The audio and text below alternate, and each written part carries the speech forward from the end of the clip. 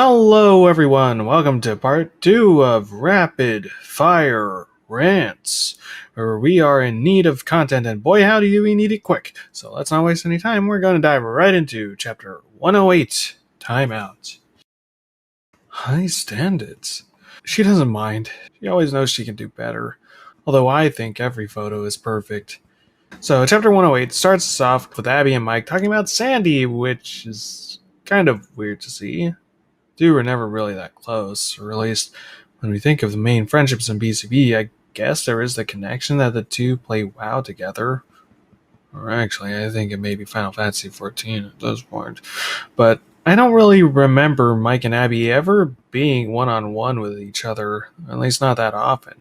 Especially now, since Abby has moved to a new friend group and table, it seems weird for Mike to flaunt his pictures of Sandy to him like this, but whatever. It's not even about Mike. Check out this blooper.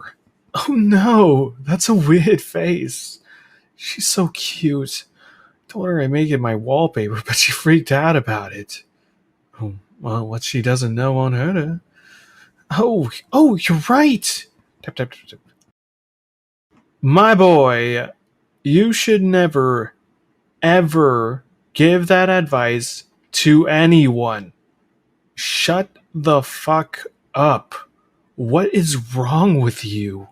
You really do look happier now. I only wish we had more opportunities to hang out. Jasmine's lunch table is nice, you know. If your sister didn't mind, she would. It just seems unfair that getting some distance from Daisy means we have to see less of you.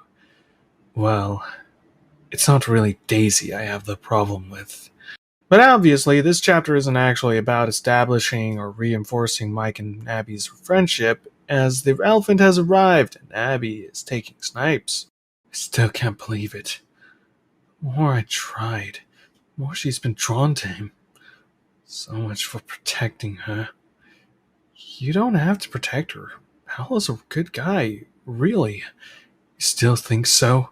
After that stunt he pulled with your phone? I really don't miss having to listen to you all continually giving him the benefit of the doubt. Oh my god, Abby, shut the fuck up, dude. How many times do we have to teach you this lesson, old man? I swear to god, Abby has only one character trait now that he's only... I swear to god, Abby only has one character trait now that he's no longer with Daisy, and is just sniping and judging Paolo.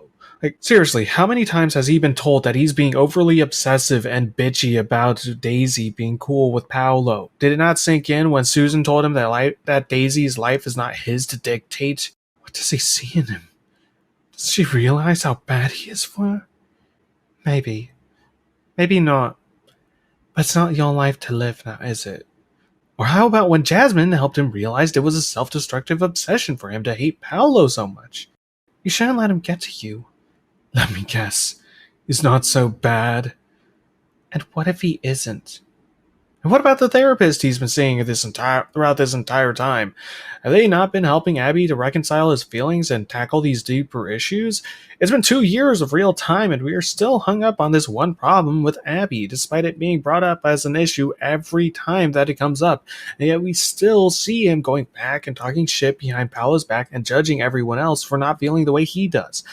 I guess what I'm saying is, for the love of God, Abby... What say you climb down off the cross, use the wood to build a bridge, and get over it? And I'm not even done with this, because what do you mean, the stunt he pulled with your phone? Which one are you talking about? Are you talking about Witch Hunt, where Paolo did it because Mike was going full rage mode on Daisy, and decided he was going to take action by telling Sandy about Mike's problems because he couldn't? Oh, what a dick move. I don't understand why anyone would forgive him for that. Or are you talking about when Paolo took Mike's phone at the table because Mike was being a passive-aggressive asshole and disregarded Paolo being assaulted because, I've been assaulted worse than you. And the only reason Paolo took Mike's phone was because he wanted Mike to talk to him about what's really eating him. Wow, what a dickhead. He's so selfish and uncaring. He's the absolute worst. Oh, hey, how did that scene end again? Wham! Oh, yeah. Oh, I guess you two do have that in common, Abby. So you know what? I was wrong. Maybe you and Mike do have an established character connection. I know this is supposed to be a rapid fire rant, but I just had to take a moment to talk about these 3 panels here because everything out of Mabby's mouth is complete fucking bullshit. I hate how one note this character is every time this point is brought up because it makes all those nicer moments where he's told that he needs to accept Paolo, all those moments of self-reflection amount to fucking nothing. That speech yesterday was wonderful, you know. I wish I was as good at public speaking. Thank you. Are you nervous now? It's your turn. I'd rather not think about it. I just keep wishing I could get out of the way and stop worrying. Maybe next time I'll ask to go first. It'll be over by lunch. But can't think about that. Daisy's here now, and she brought with her the point of the chapter. Yeah, I'll focus on that. Just gotta get through the next 3 hours. That way I don't go overtime and bore everyone. You'll be fine. Yeah, what's there to worry about when even Abby can keep everyone's attention, eh? Oh, that Paolo. No. His speech was great, actually. You didn't even hear it. There's no need to be unnecessarily mean. I was just, it's just, no, you're right. I mean, of course it would have been. Yeah, you always knock it out of the park, Abby. Daisy scolds Paolo for sniping, which Paolo quickly realizes the error of his ways and adjusts to try to make it up to Abby. Sadly, though, he doesn't take. You can keep to the childish insults. You'll never fool me into thinking you're a decent person. Jesus, the boy will not stop undermining. I know this seems like a double standard since I let Paolo slide, but there is a difference. Paolo is just ribbing on Abby playfully, whereas Abby, and I'll throw Lucy in here too, takes bitter personal snipes on people's character. On top of that, there is the fact that Paolo is at least trying to improve his behavior. His talks in the previous chapters do have carryover, unlike Abby, and he is quick to realize what he's doing is wrong, unlike some characters. In short, Paolo gets a pass, because our shenanigans are cheeky and fun. Yeah, I mean, his shenanigans are cruel and tragic. Which makes them not shenanigans at all, really. Evil shenanigans. Abby.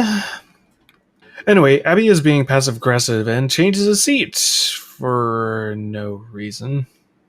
No, really, there's no reason for him to move. Like, Daisy isn't sitting next to Mike or anything. It makes no sense. Abby's just being overly dramatic here. Anyway, we then cut over to Paolo and Daisy at the table. A transition, I should note, is a gradient that takes up 50% of the fucking page. It's okay though, Tashi. I hate seeing transition pages too. I do mess with them more than I should. I don't even think about it. It's not good for anybody. I'll keep my trap shut next time. I'm really glad you're saying that, but he deserves to hear it, not me. It's only after another half page of fluffy, cutesy interaction between Paolo and Daisy that we get into the actual meat of this chapter. Once again, we reiterate Paolo's perspective and how he does feel remorse for his actions, but Daisy informs him that this chapter is 26 pages long and we need actual action happening soon. I know you don't mean it, Paolo. You don't need to convince me. Even if it won't change his mind, Abby's the one who deserves an apology. From you. Daisy bestows upon the boy her kernel of wisdom, and it's actually pretty nice. I do wonder where everyone else is, though. But I don't care. I will say, though, this kind of sounds familiar. But nah, I'm probably just thinking too hard. It's nothing. Let's keep moving. Pair yourselves up and practice serving the volleyball to each other. We smash cut over to gym, and the kids are paired to play volleyball, giving Paolo the perfect opportunity to try to get chummy with Abby. I'm not pairing up with you. Come on, man. I'm not so bad. I'll even let you make the first serve. Dunk on me if you want. Here's one on the house. Abby obviously rebuffs his attempt as Paolo tries to apologize to Abby. You want to hear that right? Well, there it is. I'm sorry for being an ass and making fun of you all the time. I've been a bad friend. Were we ever friends? Well, now it just sounds like you're channeling December Mike. I am not about to accept your forced apology just so you can assuage your guilt. I mean it, though. I know I can be a little shit sometimes and go through enough as it is. Despite Abby's persistence, though, Paolo does try to explain his case, despite not really being one for words. However, before he can find those words, Abby is not done following in the steps of December Mike and stooping even lower.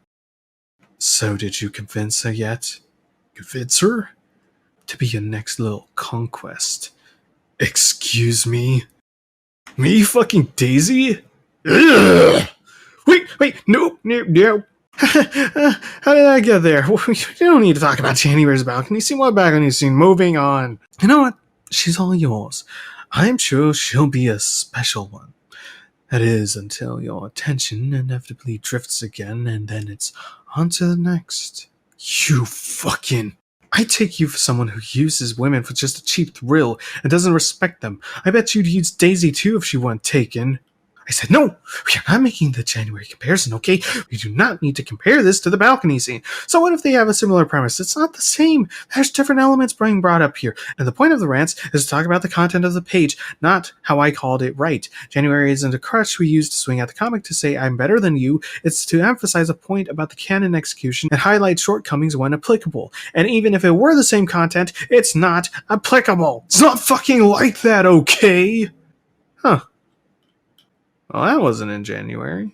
Anyway, yeah, Paolo beans Abby in the face with the volleyball, sending them both to the principal's office, and oh my fucking god, Lucy, can you just fucking not?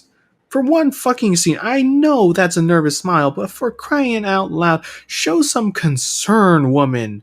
Why is it the only time you smile is when shit is going bad for other people? For the love of fuck, just be a fucking person for once. God. I can't be given detention now. I can't be given detention. Not now. So many goddamn shifts this week. Can't have them think I'm unreliable. Anyway, Paolo starts breaking down while waiting at the principal's office because he's worried about his job. Meanwhile, Abby continues to look down upon the person who is actually trying to better their fucking life. Surprised you've kept a job so long. Shut up. Maybe this time you'll learn there are consequences to your actions. When will you learn? When will you learn that your actions have consequences? Oh my god. Shut the fuck up, you judgmental fucking prick. I get that you don't want to accept his apology, but you threw the low blow of claiming Paolo was manipulating Daisy so he could use her. You deserved to get a ball in your face for that self-righteous douchebaggery. You can't expect to coast on failing grades and the pity of others for the rest of your life. I'm not failing anything. Also, you're right here with me. You're in trouble too. You should have been in trouble months ago when he went nuts on me in the first place. Oh, poor innocent you. Will you ever say sorry for that? You know, the boy does have a point. It's been almost 5 years since the Abby slam, and he still hasn't apologized or showed any remorse for his actions. I mean, yeah, that was what ended his relationship with Daisy, but he obviously hasn't learned that it's wrong to surprise assault someone because you saw him around your girlfriend, Abby. I'm not like Michael, who allows you to mistreat him for some godforsaken reason. You think you can get away with your abuse without some kind of retaliation? I'm not. Sheer fucking hubris. Shut the fuck up. You mock, you taunt, you hurt people. It's not just with me. And do you expect to hear me say sorry? So many people just put up with you. Oh my fucking god. No, he's not. He really is just Summer Mike, isn't he? Wow, I guess when Paolo managed to find character development to break out of his passive-aggressive Mike mode, he must have passed that virus on to Abby, who has obviously decided to let it fester and embrace the darkness. Awesome. Fucking great. They talk behind you They talk behind your back all the time. And it's not going to take long for them to run out of reasons to keep you around. Nobody really likes you. And why would they? You give them nothing. Face it. It's super Your creepy. dumb rebound doesn't even love you. Mhm. Nobody does. Who would they? Why would they? You're a parasite. I know I slip up and make mistakes. I'm fighting with myself because of events that were out of my control. It is a struggle all the time. People expect so much of me and so little of you. You shut the fuck up! You shut the fuck up! You shut the fuck up! You shut the fuck up! I hope you die in a fire! Literally, what the fuck are you talking about, Abby? What lofty expectations have been laid at your feet? The expectation to give Paolo a chance and see he's not the worst person in the world? Or are you talking about the expectation to not be so obsessed about controlling Daisy's life and judging her for the decisions she makes? Oh, pity you, Abby. Atlas quakes at the sight of the burden you bear. Oh, woe is you. No one understands how difficult it is to not be a single-minded, self-righteous, controlling, judgy fucking asshole. What say you climb down off the cross, use the wood to build a bridge, and get over it? Yet somehow I'm the one thrown in here after your outburst. What's the point of controlling myself when I'm insulted and walked over and treated like a bad guy because I don't sympathize with bullies? Yeah, like Lucy, right? Oh, we all know how little you sympathize with her even after finding out and seeing how she treated Mike, right? Or what about Tess? Oh, yeah, we all remember how much shit she gave Tess and how you never sympathized with her or gave her a second chance. It's almost as if you have a double standard there, Abby. It's almost like you're a misandrist with a victim complex, an axe to grind, and a one-track mind. You are a white knight, and that's why people hate you. I've lost everyone because of you. I've lost them because I stood up for myself. And you have it so easy, while I've got nothing. No second chance. No sympathy. No love and support. Not from anyone. You have Jasmine!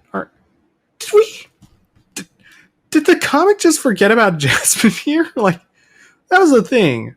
That was a clear setup and established budding relationship. Are we just going to gloss over that whole thing with him and Jasmine's friends and the new table? I mean, I'm glad Jasmine's not being a cock warmer for Abby anymore, but Jesus Christ, dude, this just makes Abby look pathetic in not being able to move on from Daisy and not willing to accept the opportunities for happiness given to him. Like, what the fuck? At least your mother fucking loved you. Oh, you motherfucker. Don't you dare. Stop bringing up my... I bet she never called you a fucking mistake. No. Not yet. Let the boy speak for himself. And we'll talk about what's wrong later. You got these rich, happy parents. I saw them. You live in some big, fancy mansion with a mom and a dad and a sister. And you know your mom loved you. You know she cared. My mom never visited since I moved to Roseville. Not once. She doesn't give a shit about me. Oh my God, you want to talk about mothers? Oh, you want to talk about mothers? It's mother time. You know what it's like to have your family be a complete wreck, to feel responsible for breaking it apart. Do you know what it's like to worry for years about your mother, hoping she's okay, knowing deep down she's not? Wondering even if she were okay, why hadn't she called or even tried to contact you? Try imagining that for 16 years. Maybe I could look for her. Maraschino isn't too far away. That's a misspell. That's not how you spell maraschino. Maraschino cherries have a C in it. It's SCHINO. Whatever. Maybe I could look for her. Maraschino isn't too far away. What's the point? What would I even say? Maybe I've got a brother and a sister out there. How the fuck would I find that out? She made her choice to forget me and Dad. And we just gotta live with it. Just because I don't think it's a big deal doesn't mean I don't care. Yeah, I don't know what my dad's hiding. Maybe he's not my real dad and he just picked me up off the street. Maybe my mom was a criminal and he wanted to get me away from her. Maybe my dad was having an affair and I was an accident. Who knows? I sure don't. But you know what I do know? I know my dad has worked every day to make sure I'm safe and I don't go hungry. I know that whenever I try to ask him about my mom, he gets really uncomfortable about it. And someday I'll find out why. But even then, it won't change the fact that for most of my life, she wasn't there. And when that day comes, I'll be ready. Until then, I got a life to live, and I ain't gonna spend it waiting for someone who isn't a part of it. And I don't know what to do because I don't want to stress my dad out, but I was set up later in detention and I can't fucking help it. Shit's my shit. I ain't gonna make it someone else's burden. If I need help, I'll ask. Otherwise, I got this. It's not even that big a deal. I hate it. It sucks being this way. I hate being so stupid and pathetic, and it's so... Why won't she love me? It's alright to grieve. We all feel bad sometimes, but dude, you can't keep dwelling on the past. Thinking about what could have been, what you could have done. That way of thinking, it can drive you crazy. Maybe she's... I'm sorry. I am too, Abby. I'm sorry that I'm gonna have to get on my soapbox to explain what's wrong with this whole scene, because this is a personal kind of bullshit that I cannot let stand. You massacred my boy. It's time to talk about the balcony scene. For those of you who don't know, the balcony scene is the second half of January's Christmas/New Year special. It's one of the few moments where the timeline gets really warped because it implies 10 seconds to midnight, Tessa's Christmas party, and Just Beautiful, Sandy's fashion show, happen on the same night, as well as coming right after At Loose Ends, the night Abby learns his mom died. And it's all in service of getting a talk between Paolo and Abby, where Paolo tries to make amends and apologize to Abby for being shitty. And honestly, I really was on the fence about bringing up the balcony scene. Despite the premise of Paolo has a heart-to-heart with Abby to earn forgiveness, there isn't that much to compare between these two scenes. I mean, yeah, you can point to the first half with Daisy talking with Paolo and say that it'd be like they substituted Rachel, but that's not really a fair comparison because the setup and goal is completely different. In both scenes, Paolo feels remorse for his actions, and both Daisy and Rachel agree that while that's a good thing, what he needs to do now is apologize to Abby. But January expands on this, and Paolo, like in the canon, worries that it may be too little too late, in which Rachel responds, even if that is the case and Abby won't accept his apology, the least Paolo can do is explain himself and hope that at the very least, Abby can understand him. This was why I was on the fence about comparing the two scenes, because in January, Paolo wasn't trying to get Abby to accept his apology. He's trying to explain to Abby why he is the way he is. I am not trying to offend you. If anything, I joke to bring light to a dark subject, because I hate seeing you sad all the damn time. So I try to brighten the mood, because that's how I am. While I know you may get mad for my jokes, that's not why I ultimately do it. And so while, yes, these two scenes from a glance can be seen as comparable, the directions these two scenes take and the core moral of these chapters are wildly different, and it's not really fair to compare that. I mean, what am I going to say? Oh no, it sure does suck that Teshi didn't go with my idea. Yeah, wow.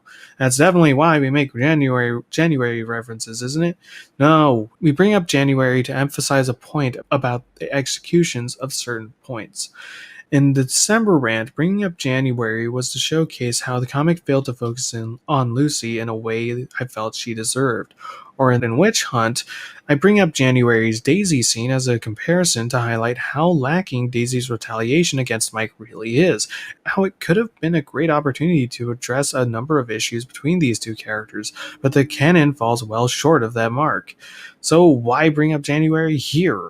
So what if it hits on points that January did? There's no reason to just point out similarities when the differences outweigh to make it something original. And I'm happy with that direction, and if it weren't for one particular thing, I might actually argue that this was a good chapter.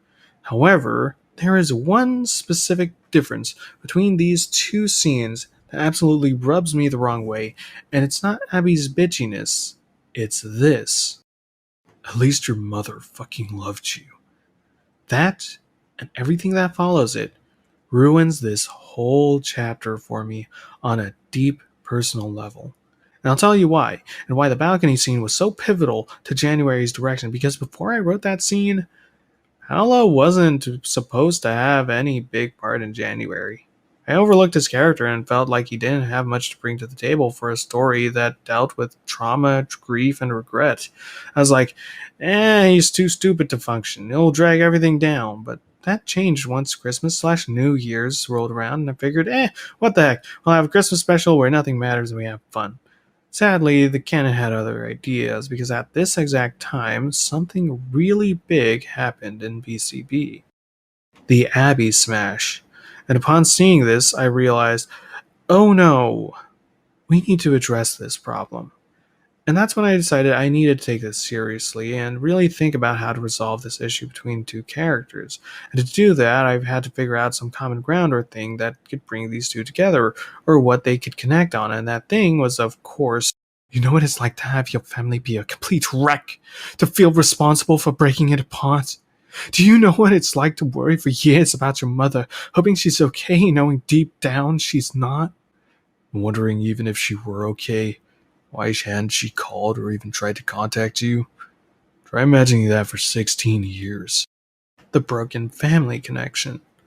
Obviously, they're completely different situations between the two characters, as Paolo's mom didn't abuse him, but that's fine because it brings up an even better point and what enlightened me to what Paolo as a character brings to the table in terms of discussing the issues of dealing with depression and trauma. My shit's my shit, and I ain't gonna make it someone else's burden. If I need help, I'll ask. Otherwise, I got this. It's not even that big a deal. That even though Paolo has problems, he deals with them differently. Because everyone deals with the problems in their lives differently. My worry with Paolo was that there wasn't much to do with him because he doesn't have any issues, but actually, he has a bunch. He lives in poverty. He lives in a single-parent household. Maybe he's an idiot who doesn't realize he's bleeding, but when faced with the problem that a lot of these characters face and dealing with issues they have no control over, someday I'll find out why. But even then, it won't change the fact that for most of my life, she was not there. And when that day comes, I'll be ready. Until then, I got a life to live. And I ain't gonna spend it waiting for someone who isn't a part of it. He's learned to not let that bother him. He's learned to accept his situation and not let it define him or stop him from living his life and enjoying what he has. And that's why this fucking sucks. This is why I have to talk about January, because this is the exact thing I tried so fucking hard to avoid within January. Do you know how easy it is? Do you have any fucking inkling of how easy it is to manipulate your emotions that make you pity a character because they're in a bad situation? It's too fucking easy. It's why I bitched about Matt. It's why I bitched about Abby. It's why I bitched about Lucy. The comic does it every fucking time. It's why so many fucking people give up on this comic. It's why the only people left are people who are too emotionally invested to leave the comic behind. It's why I bring up January. Because you know what separates it from the canon? You know what makes it so special? You know why the balcony scene is so pivotal, so fucking personal to me? Because January looked at that crushing spiral of melancholy and depression and said, and I know how hard it is to get over tragedy, but you can't let it stop you from being happy. Don't let your past, your tragedy, your situation define you. Worst of all, never let it control you. Don't let your past or situation make you lose sight of what makes you happy and rob you of enjoying what's in front of you. That's the Paolo way. That's the Paolo I love, because he's a perfect scarecrow. He isn't smart, but he doesn't need to be. He doesn't need your fucking pity to feel better about himself. He was dealt a bad hand in life, but he isn't letting that drag him down. And when he messes up, he rectifies that. He owns up to it, and most importantly, he tries. He tries to improve himself. He tries to be a better person. That is why people give him a pass. That is why people like him more than Abby. And one last thing about the balcony scene that separates it from the canon. I'm sorry. Wait, that's it? Yeah, well, I said my piece, and whether you forgive me or not, it's up to you. While Paolo is looking for forgiveness, ultimately he knows that isn't something he can earn so easily. But the whole point of the scene was not about making Abby absolve Paolo of his bullying. It was about getting Abby to understand Paolo's point of view and that he never meant to hurt him so badly. Because forgiveness is not something we can take. It's something we can only try to earn. We can do everything perfectly, but it is ultimately not up to us whether or not we are forgiven. And we must be willing to accept that and move on. Because once again, it's alright to grieve. We all feel bad sometimes. Dude, you can't keep dwelling on the past. Thinking about what could have been, what you could have done, that way of thinking, it can drive you crazy. To give you the TLDR, I guess my problem with this scene and chapter ultimately boils down to the lesson that BCB instills in this one simple action. The fact is, Paolo earns forgiveness in Abby's eyes not through showing his perspective or personal growth or showing that he isn't the man Abby thinks he is. He is only forgiven when he presents his victim card. It says a lot about Abby that he doesn't give Paolo a chance until he is told that Paolo has tragedy too. He doesn't give Paolo an ounce when he shows remorse or pain until Paolo brings up his mom, and it's just so fucking weak. All the talks Abby had about how he treats Paolo and Daisy, all the shit about him passively growing in the background, none of it sunk in until Paolo revealed that he is a victim, and I hate it. It says to me that only victims are worthy of forgiveness, and that there's no two ways about it. The way to garner sympathy and earn forgiveness from people is by opening your old wounds and presenting them as a badge. Tragedy should never be an excuse for someone's actions, because that way of thinking is what leads to hurting people, and believing that it's okay. It's not. Pain is a natural force of life. It's never a question of if you will experience pain, tragedy, or suffering in your life. It is only a matter of when, and what you will do when faced with that pain. It can hurt you. It can break you. It can shape you. But don't let it define you. And never, ever let it excuse you. Your actions are you. The chemicals in your brain trigger your anxiety. The memories of the past will trigger your depression. Your instincts will lead you to make mistakes, but you are more than that. You are more than the chemicals in your brain that fucks with you. You are more than the past that shapes you. You are more than the mistakes you hide from. We should never be defined by what outside forces have done to us. We should only be defined by what we do to those around us, because that is all you. It has to be. Because if you let your tragedy excuse your actions, the love, the hate, the passion you present, then there is nothing left of you. What is you? You will become nothing more than a victim. And that's not healthy. It's not fair. Hurt people can only hurt people so many times before it's too much to bear. And it won't be long until you hurt everyone you care about, and you find yourself alone with nothing left to hold on to. You don't have to get over it. It's a tall order, and no one's going to blame you if you can't. And some people never get over their tragedy. But you have to take care of yourself. You have to try to improve. Take responsibility for the hurt you cause. Because forgiveness cannot be guaranteed, and tying yourself to redemption is a fool's war. But self-improvement is always available. Even when the world and circumstances that surround you are getting worse and worse, and you have no control over it, you will always be able to take action to learn and better yourself. And even if we never find the forgiveness we feel we are owed, hopefully we'll find the strength in ourselves to realize that's okay. Some things we can't change. And we can't spend our lives waiting on the pity of someone else to earn some vain form of validation. And if you feel like you can't move on, if you find yourself thinking there's no way to improve yourself or right the wrongs you've done or move past the wrongs that have been done to you, then maybe you should take a note from the Nazis, man, and seek help.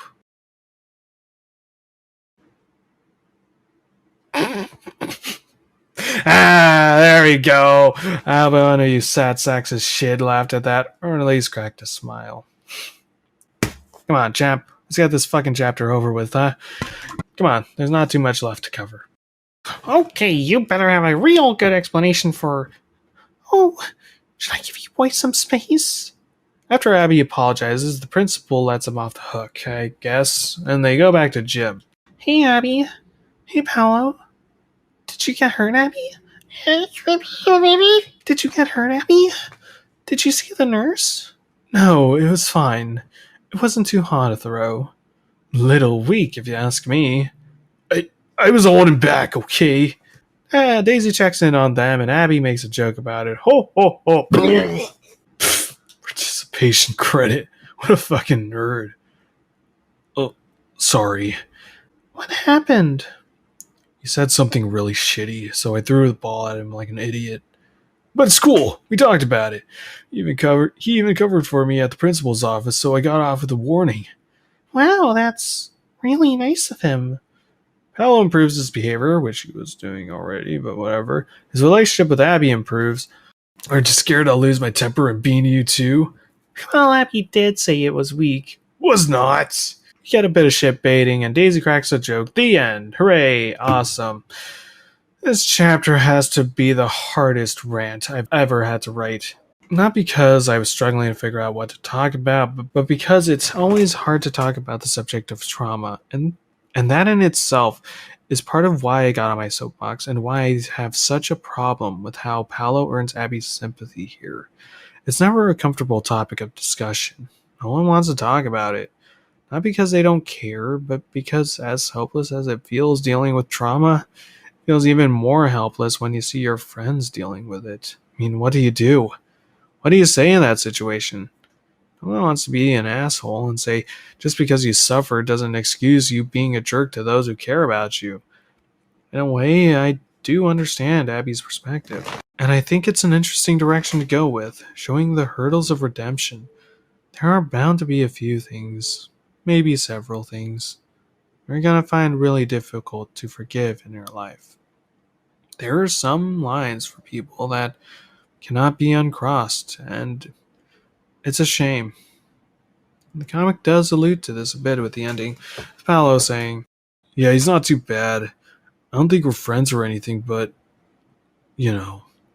Which is good. At the same time, because of what triggered the resolution and how it's resolved, it comes off as weak. It's kind of cheap in a way. Sometimes we can't make everyone happy with who we are, or forgive us for the things we've done. But also, you shouldn't keep taking snipes at someone from afar and judging them for who they were, while turning a blind eye to the strives they are making to better themselves. No, we shouldn't kick people while they're down like Paolo, but it's arguably worse to kick someone who's trying to get back up like Abby does. And you know what? How about we just don't kick anyone anymore? Moral of the story, don't be an asshole. If you can't be sympathetic to someone, try to be empathetic. I'm reminded of the fucking copy pasta once I saw on Tumblr. That girl you just called fat, she's overdosing on diet pills. The girl you called ugly, she spends hours putting on makeup hoping someone will like her. Which, if you don't know why this is actually stupid, you haven't been paying attention. Or I haven't really written well. It could be either or. Go rewind the video a minute and pay attention this time. A person doesn't have to be a victim for you to stop and think about your actions. You don't have to sympathize with someone in order to do the right thing. And I know, believe me, I know how fucking hard it is to forgive or sympathize with someone who's hurt you. But if there's anything I've learned that I can tell you people about this sort of situation, it's this. No matter what you do after being hurt, don't do it to get back what you've lost. Don't do it for a revenge that will leave you yearning. Do it for you. Because there's going to come a day when it's over. Whether you want it to be or not. And when it comes, you may not be happy with the ending. But I hope at the very least, you're happy with yourself. Come a day when you feel better. You'll rise up free and easy on that day. And float from branch to branch, lighter than the air. Just when that day is coming, who can say, who can say? Oh shit, right, this is rapid fire. We're supposed to do 2 of these chapters at a time. Fuck, right. Popularity context. Okay. So, This one is actually short and sweet, so we can actually cover this pretty quickly. So, Popularity Contest is essentially a second Stacy chapter, which is kind of disguised as Susan chapter. I'll explain in the rundown. Essentially, the chapter is about Susan trying to set up some live event for the MMO that she, Mike, Abby, Stacy, and Maya play. Wait a second, why is Daisy there? She doesn't play the game, and she doesn't even show up in the rest of the scene. She's not even in the next page. Look, she just vanishes in the next page. She should be. Wait a second, hold up, is that another lopped off arm? Aw, Tashi, come on, you're better than that. Well, at least she drew a line underneath to show that the arm is bending inward this time, but Jesus Christ, I don't know if it's too short or if it's at the arm tapers to rounded point, but it really looks like Sue has a nub arm here.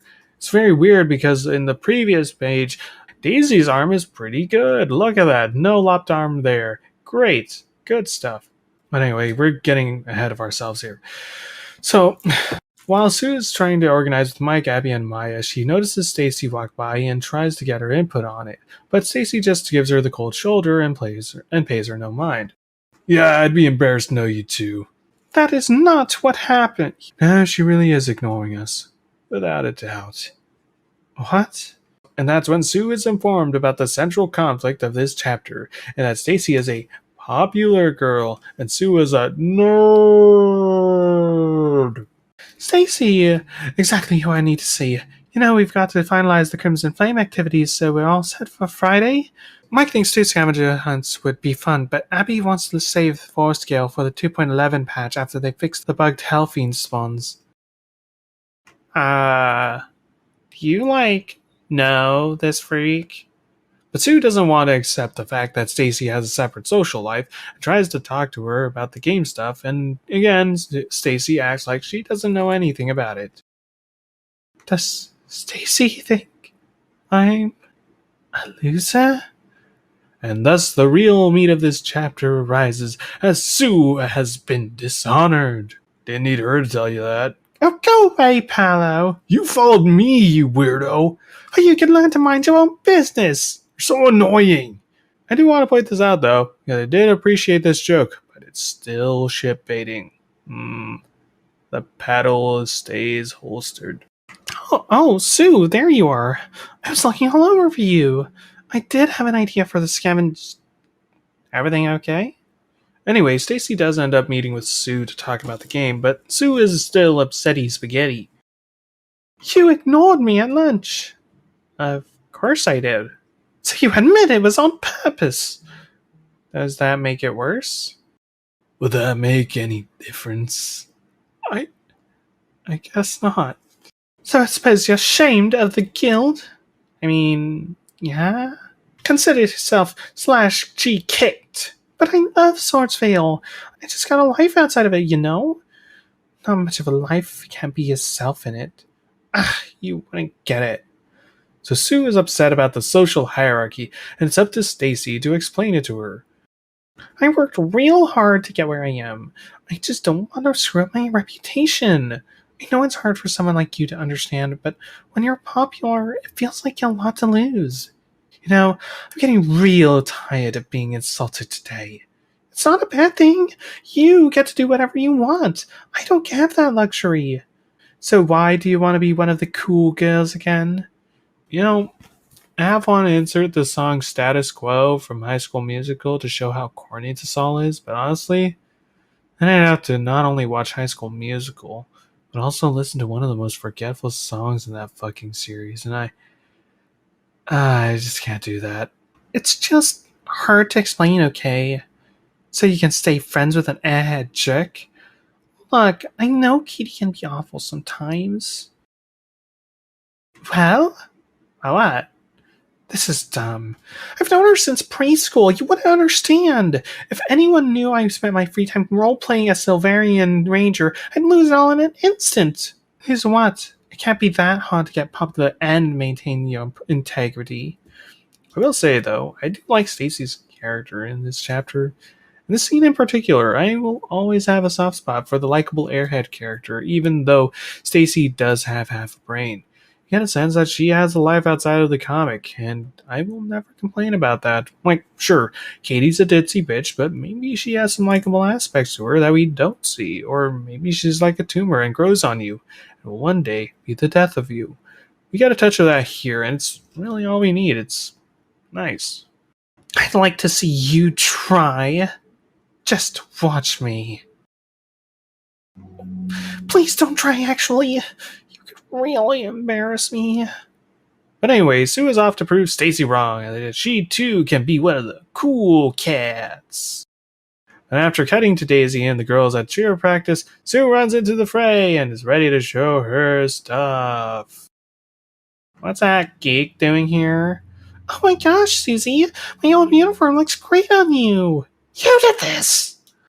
Much to Stacy's dismay. And as the rest of the team watches, Sue prepares to show you your moves. But instead, we essentially get a SpongeBob joke. Sandy? Oh, what happened? You ran inside and slipped out an ice cube. The two end up coming to an understanding and having a little heart-to-heart, and the chapter ends on a cutesy scene between the two, as all's well that ends well. And honestly, this chapter, I give it a 10 out of 10. Yeah, it's not highbrow, it doesn't progress the plot, it doesn't really grow or expand our main characters, it doesn't have too much to say, but it's nice. It's sweet, saccharine, silly fun. And it doesn't need to be anything more than that. It's exactly what I had a problem with in the last Rapid Fire Rant with the SAT chapter and the birthday chapter. It's what the birthday chapter should have been. A sweet reprieve from the crushing drama that surrounds this cast of cats. But on top of that, it's a really good follow-up chapter to the original Stacy chapter. It fleshes her out a bit more and gives the character some perspective. I love it. There's a number of jokes in this chapter I can touch more on because honestly, time out has stretched this video long enough. But there's actually nice comedic beats. I didn't find myself groaning at the jokes. The pacing is on point, and it's not mean-spirited at all.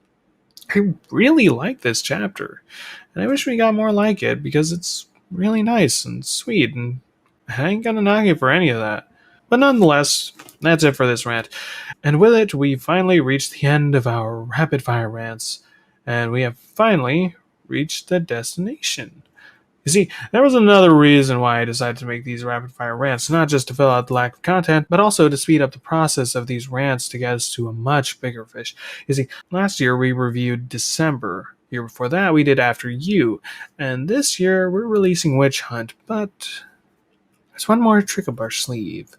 One more chapter we can dive into, and boy, oh boy, from what I hear, it's gonna be a big one. Stay tuned, and remember, kids,